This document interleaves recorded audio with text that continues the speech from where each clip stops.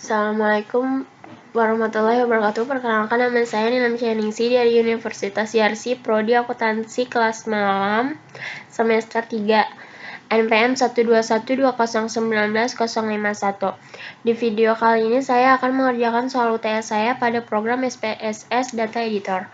Nah, soal pertama saya akan melakukan pengujian statistik deskriptif. Nah, di sini ada datanya ya. Nah, untuk jenis kelaminnya, untuk yang laki-laki sudah saya ganti menjadi 1 dan yang perempuan menjadi 2. Langsung kita ke SPSS, kita klik file, open data, file of type kita ganti ke Excel, langsung kita cari.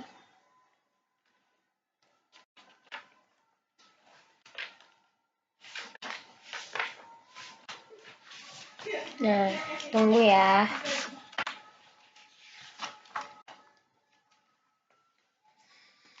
Oke. Lalu untuk kita ke variable view-nya dulu, desimalnya kita nolkan. 0, 0.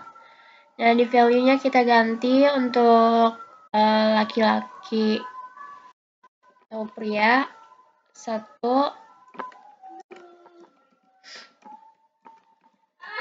Langsung add.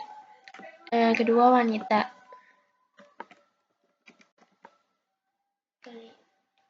Oke.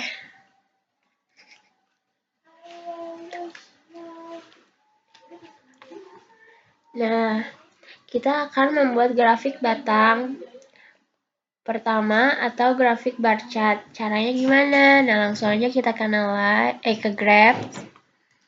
Langsung ke Legacy Dialog, ke yang bar chart. Simple, summaries for group of case, langsung define. Nah, di sini kita masukin jenis kelaminnya ke kategori eksis. Kita akan menguji data yang jenis kelamin. Oke. Nah, ini ya contohnya. Nah, dimana ini laki-laki lebih banyak, yaitu ada 8, dan yang wanita ada 7.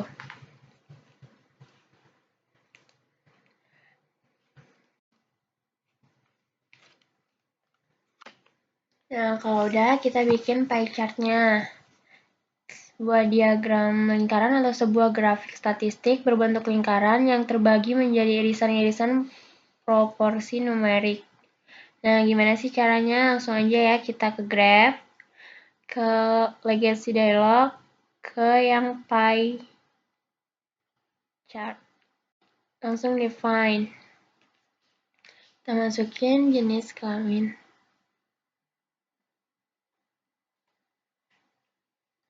Oke. Nah, ini ya. Dimana untuk yang warna biru itu untuk laki-laki karena lebih banyak, tadi ada 8, dan yang warna hijau itu untuk wanita. Lebih sedikit yaitu ada 7. Oke. Selanjutnya kita akan membuat grafik histogram. Caranya yaitu ke Graphs, Legacy Dialog, Histogram. Tapi di dalam histogram kita nggak akan menguji yang variabel yang jenis kelamin. Kenapa? Karena untuk pengujian histogram ini kita hanya akan menggunakan data-data yang tersebar secara acak. Nah, di sini data-data yang tersebar secara acak itu di gaji. Terus gaji kita masukin aja di variabel. Langsung oke. Nah,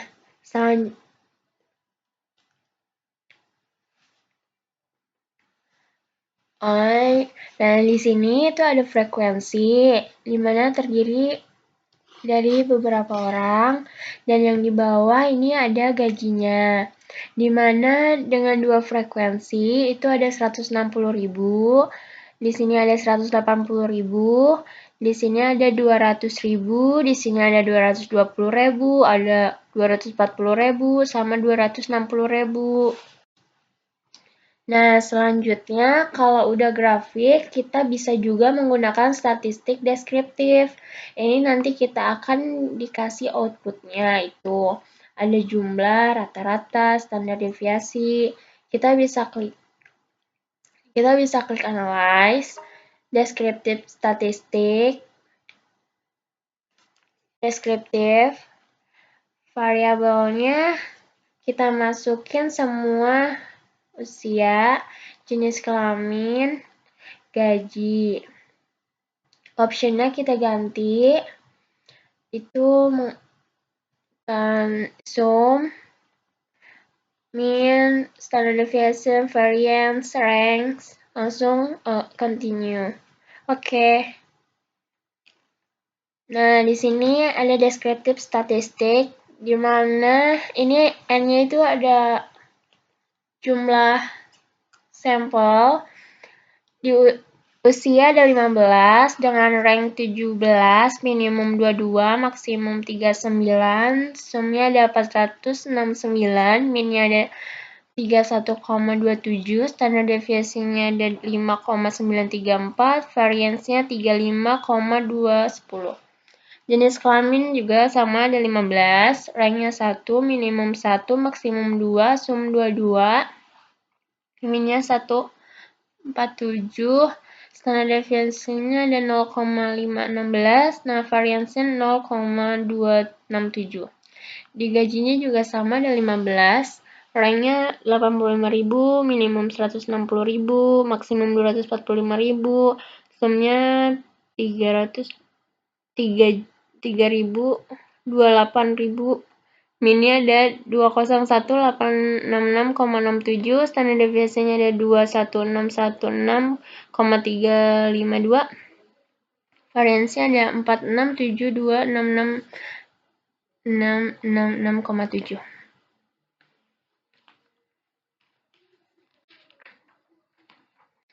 Sebelumnya di sini ada contoh kasusnya, yaitu seorang manajer ingin melakukan pengujian terhadap data karyawannya melalui uji statistik deskriptif menggunakan software SPSS. Hal ini bertujuan untuk memberikan gambaran atau deskriptif suatu data yang dilihat untuk rata-rata atau mean, nilai simpangan baku atau standar deviasi atau variance, maksimum,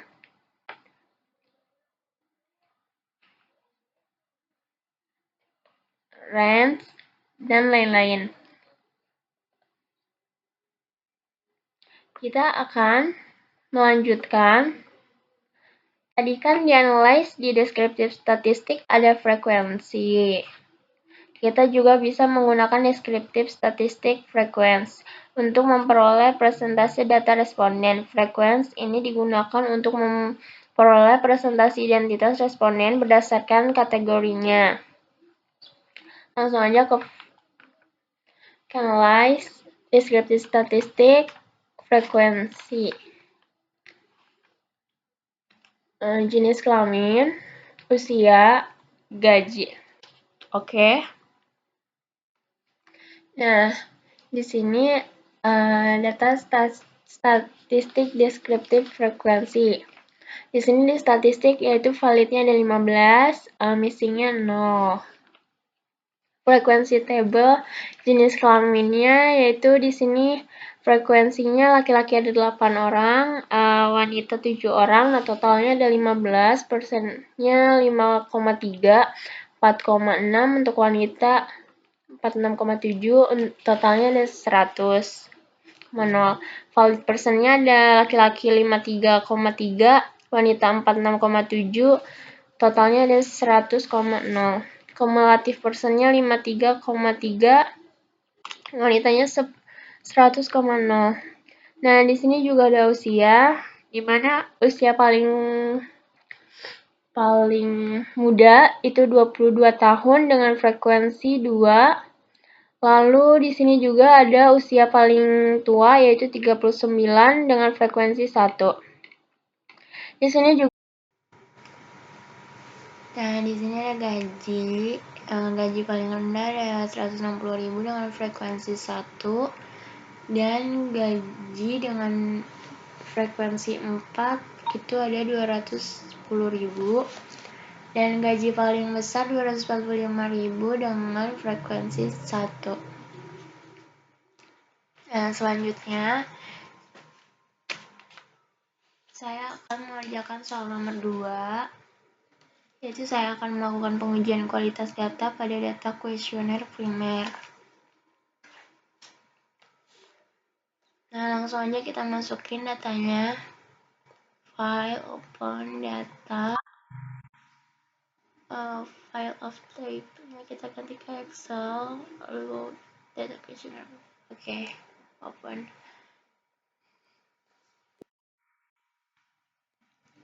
Nah, ini datanya. Kita ganti dulu. Yang untuk gendernya yaitu perempuan bersama laki-laki. Oh ya, desimalnya kita ubah dulu jadi 0.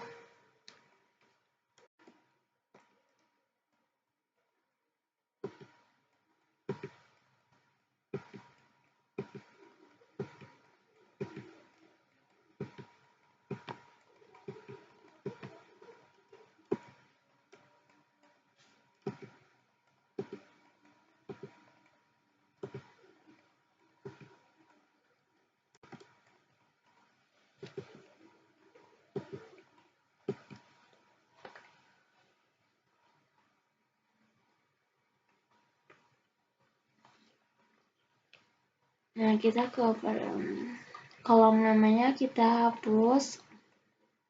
Nah, klik kanan, clear. Nah, untuk variabel gendernya kita ubah dulu. Klik transform. Klik on into some variable. Nah, gendernya kita ke old and new value. Nah, laki-laki 1 harus sama ya. Dan perempuan 2.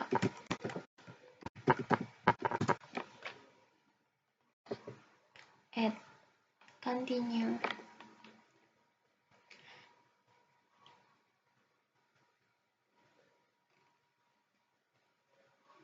Nah, ini udah keganti ya teman-teman. Nah, di variable view-nya kita ganti string ke numeric. Nah, kita akan uji validitas. Untuk uji validitas dan reliabilitas, langsung ke analyze, scale, reliability analyze. Langsung BO1 kita masukin ke item sampai 6. Nah, udah langsung oke.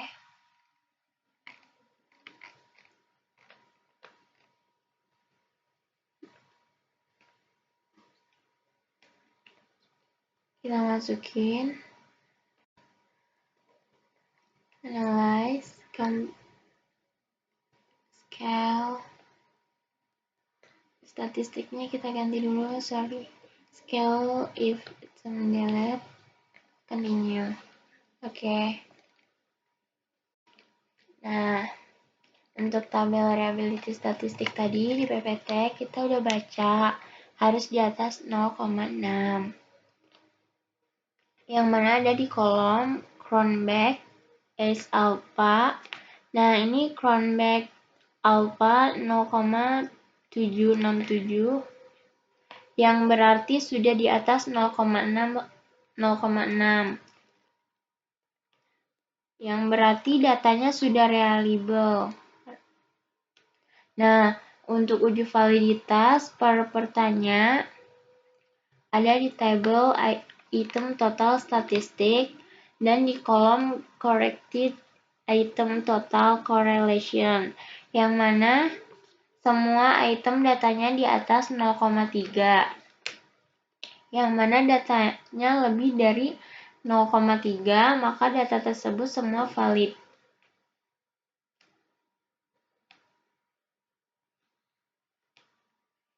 Langsung kita ke variable view. Datanya masih ada yang M dan W. Bisa kita ubah. Caranya sama, klik analyze.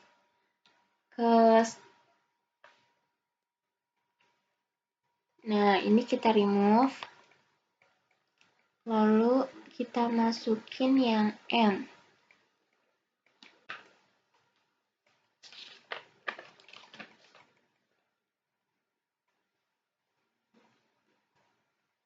Sampai 5. Nah, ini datanya sama. Nah, untuk reliability statistiknya itu Cronbach alpha-nya itu di atas 0,6 ya teman-teman, dimana datanya sudah reliable. Nah, di sini juga datanya di corrected item totalnya ini di atas 0,3 semua, jadi semuanya itu udah valid. Langsung kita lanjut ke analyze, ke scale, reliability analyze, ini kita remove. Semua kita remove, langsung kita masukin yang W.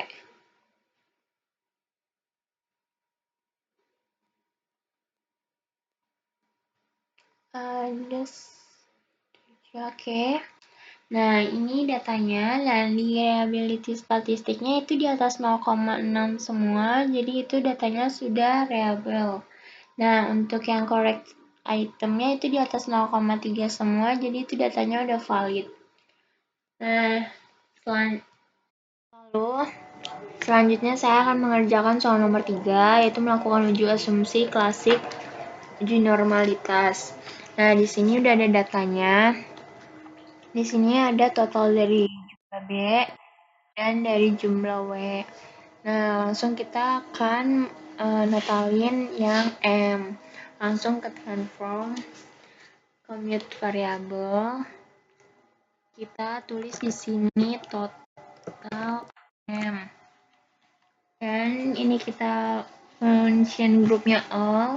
Terus yang ininya yang sum.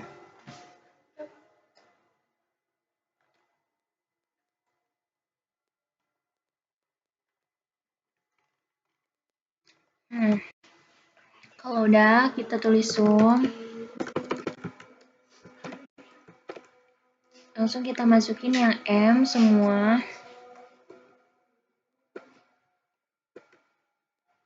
Ada 5, jangan lupa pakai koma. Tetap kurang, langsung oke.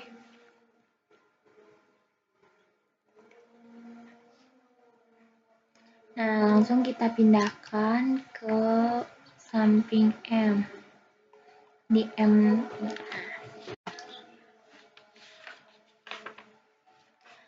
Oh, sudah.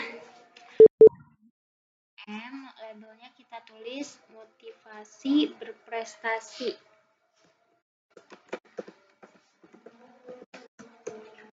Berprestasi. Measure-nya kita ganti ke yang scale. Nah, sekarang kita mau uji normalitas. Caranya yaitu langsung klik analyze, ke regression, terus ke linear. Nah, untuk dependent kita masukin prestasi praktikum. Yang independen kita masukin kemandirian belajar dan motivasi berprestasi. Untuk plot kita pilih yang histogram dan normal probabilitas. Plot continue. Terus untuk yang save-nya kita pilih under standard dz.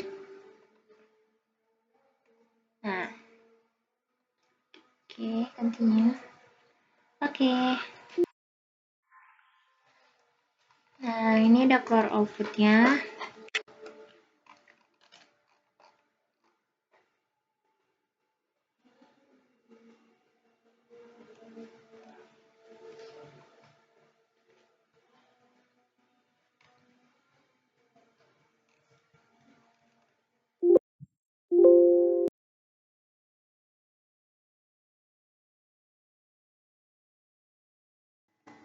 Nah, tadi kan datanya masih ada yang M sama yang W.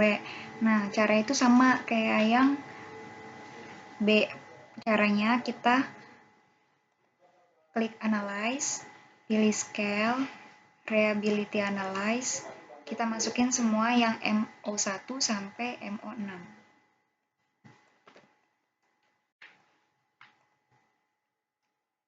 Oke, statistik kita pilih Scale if item delete. Oke. Nah, di sini keluar ya. Crunchbase alpha-nya juga sama di atas di bawah 0,6 yang berarti di atas 0,6.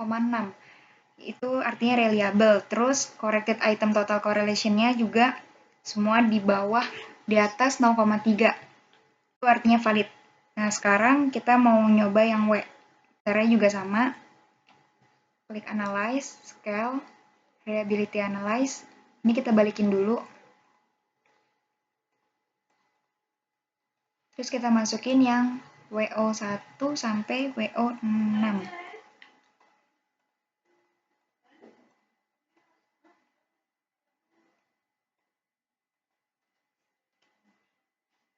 Kita pilih statistik, scale if item delete.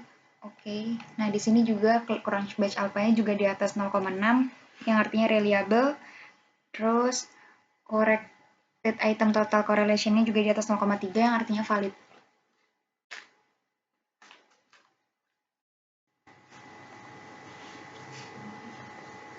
Nah, di sini kita akan ngerjain yang nomor 3. Datanya sama ya. Sama yang 2 soal tadi. Nah, soal nomor 2. Nah, di sini udah ada total B dan total W. Nah, yang belum ada itu total M. Nah, sekarang kita akan nyari total M. Gimana caranya? Kita pilih transform, komputer, variabel, total W-nya kita ganti total M. Nah, ini kita hapus, terus kita masukin yang MO1.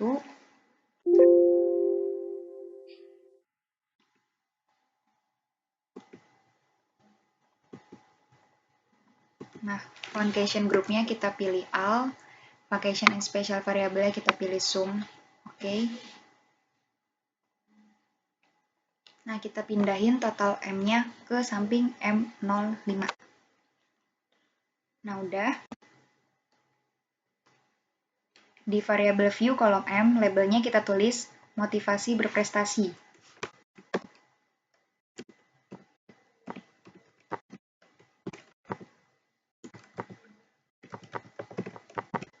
Nah, di measure-nya kita ganti jadi scale. Nah, sekarang kita mau nguji normalitas. Caranya, kita pilih analyze, regression, linear. Untuk dependent-nya, kita masukin prestasi praktikum. Nah, yang independent, kita masukin kemandirian belajar dan motivasi berprestasi. Untuk plots-nya, kita pilih histogram, normal probability plot, dan continue. Untuk yang save-nya, kita pilih unstandardized. Continue. Oke. Nah, ini keluarkan output-nya.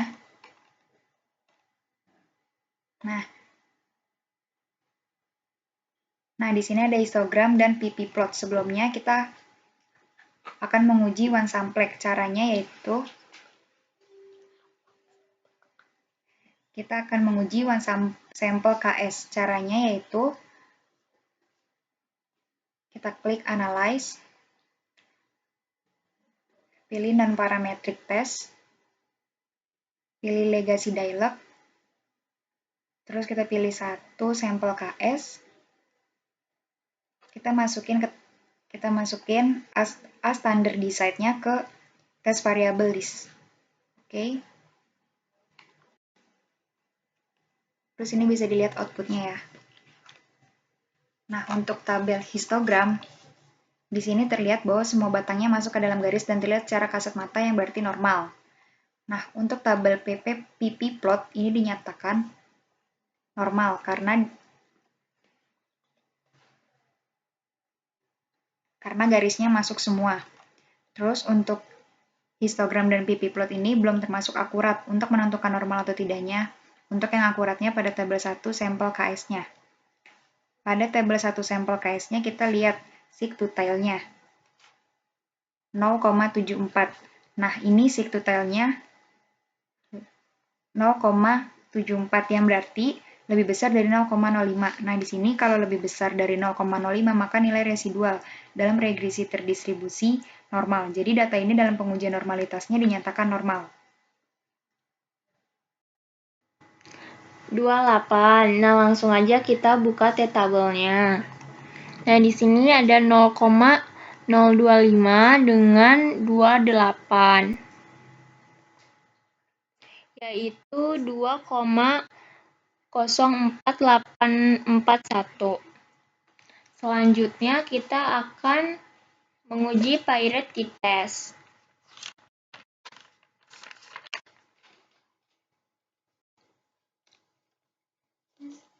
Langsung aja kita buka file, open data,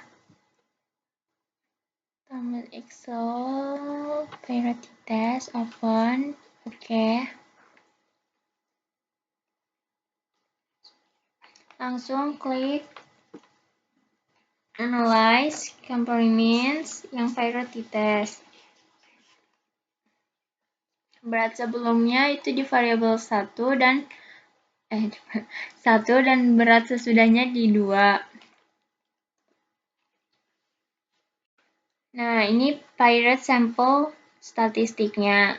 Berat sebelum dan sesudah ini ada minian 66,813 dan yang sesudahnya 61,938. Dengan keseluruhannya itu ada 16, standar deviasinya ada 6,6555 dan 6,4028. Standar error means-nya ada 1,6639 dan 1,6007.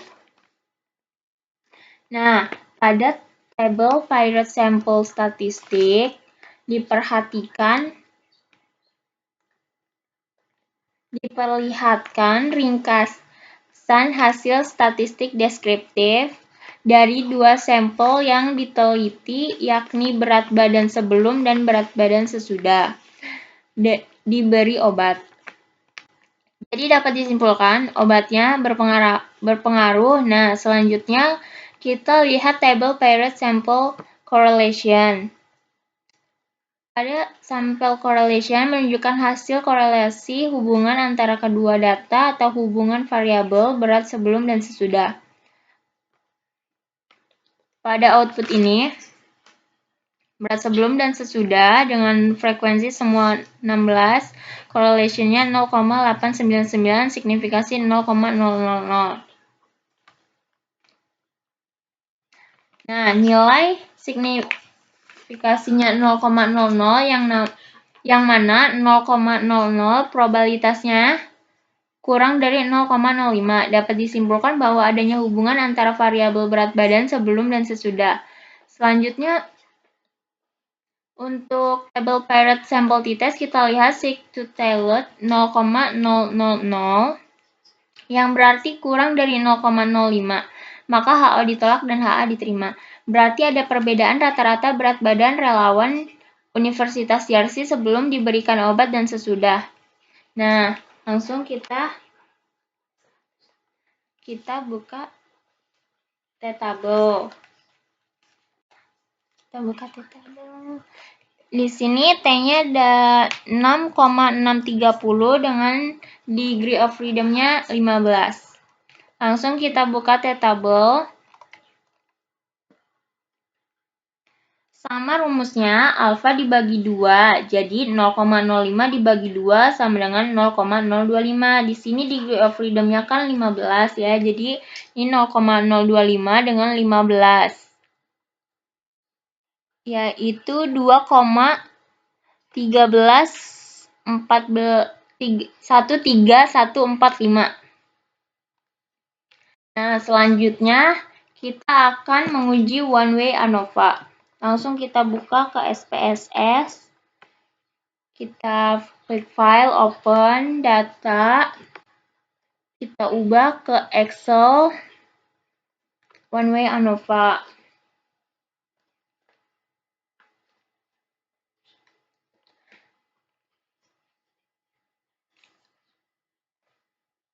Nah, kelompok pasiennya kita ubah dulu ke transform, record into variable, tekan kelompok pasien, old and new value. Ini obat X kita ibaratkan 1 dan obat Y 2. Add. Obat Z-nya 3. Add. Continue. Oke.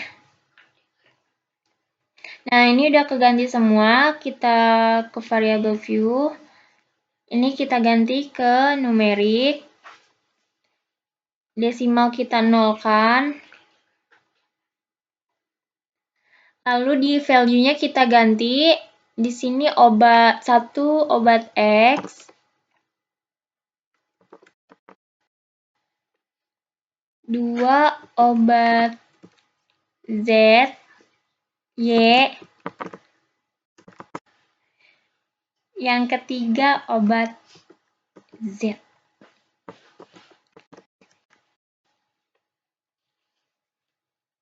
Oke. Nah, ini udah keganti. Langsung aja kita akan mencoba uji one way ANOVA. Langsung ke analyze, get compare means, ke one way ANOVA. Masukin tekanan darahnya ke dependent list, kelompok pasien ke faktor.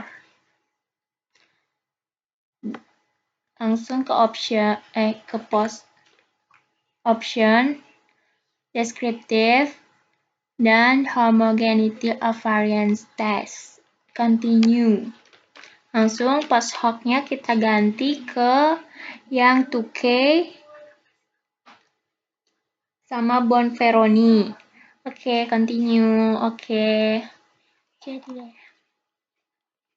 Nah, ini datanya dengan keseluruhan 7 dengan total 21, minnya ada sama ya, obat X dan obat Y 125,00 sama juga, dan obat Z dengan 152,14. Standar deviasinya ada 10,801, obat Y 12,583, dan obat Z 15,507.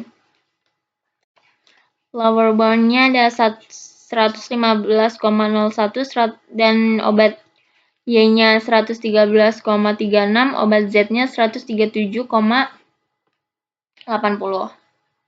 Upper bound-nya ada 134,99, 136,64, 166,48 dengan minimum 110, obat Y 105 dan obat Z 130 dengan total 105. Maksimumnya sama, obat X dan obat Y 140 dan obat Z dengan total pun sama 175.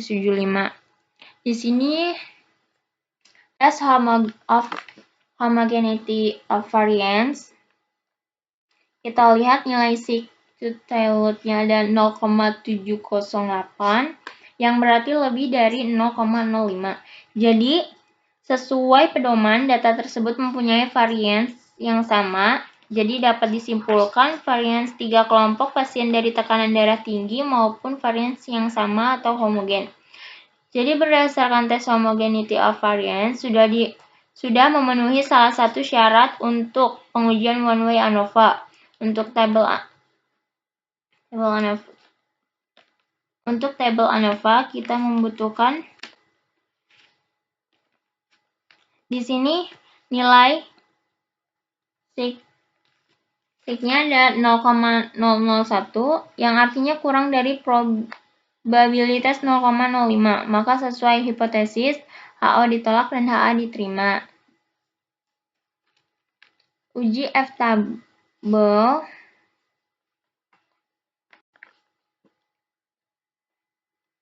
Di tabel ANOVA kita sudah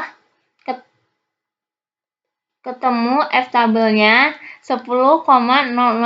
Untuk F-tabelnya kita bisa analisis 2 itu untuk pembilang 18, itu untuk penyebutnya. Jadi keputusan yang dapat kita ambil ketiga varians memiliki rata-rata. Kita buka dulu ya F-tabelnya. Nah, di F-tabelnya 2 itu untuk pembilang dan 18 itu untuk penyebut. Jadi hasilnya ada 3,55.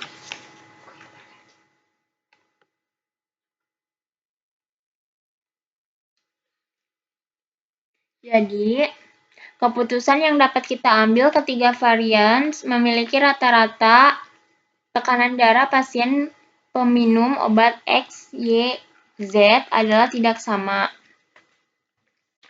Ada perbedaan dapat disimpulkan bahwa dari ketiga jenis obat diteliti bisa memberikan efek pada tekanan darah pasien.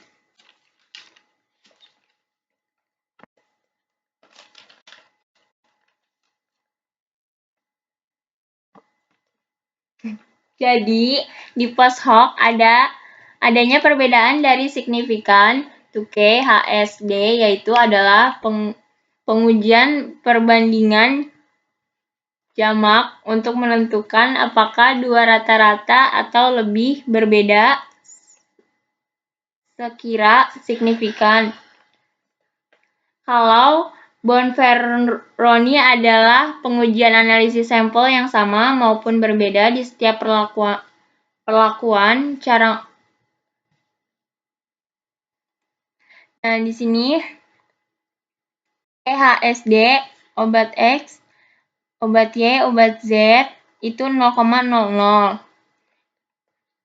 dan seterusnya. Di sini tekanan darahnya sama, homogen subjek, interpretasinya tidak ada perbedaan yang signifikan karena tekanan darahnya sama, 125,00. Untuk kolomnya yang kedua, obat Z 152,14, adanya perbedaan signifikan antara obat X dan obat Z. Sekian ujian dari saya, kurang lebihnya mohon maaf. Wassalamualaikum warahmatullahi wabarakatuh.